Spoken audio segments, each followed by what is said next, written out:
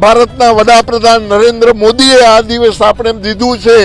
તો હું પ્રભુ રામના દર્શન કરું અને પછી એમના દર્શન કરું ને તોય મારે વાંધો નથી સાધુ તરીકે. જો ભારતનું યુવાધનને ખબર ન હોય કે આ શું છે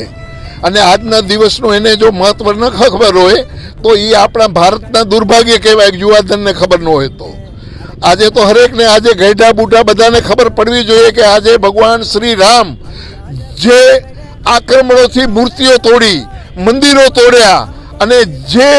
પ્રતિજ્ઞા હતી જેની અંદર કાર સેવકોએ પોતાના લોહી દીધા, સાધુ સંતોએ લોહી દીધા છે અને વીરગતિ પ્રાપ્ત થયા છે. અને આ દિવસની જો યુવાનોને ખબર ન હોય તો અભાગ્ય કહેવાય અમારા ને ભારતના ને ધર્મના બેન. એટલે આજે જે મોદી સાહેબે જે કાર્ય કર્યું છે એને અમે વિનવીએ છીએ અને ભગવાન એને જાજી આયુષ્ય દે અને આવા ને આવા કાર્ય કરતા રહીએ એવી પિનાકપાની શિવ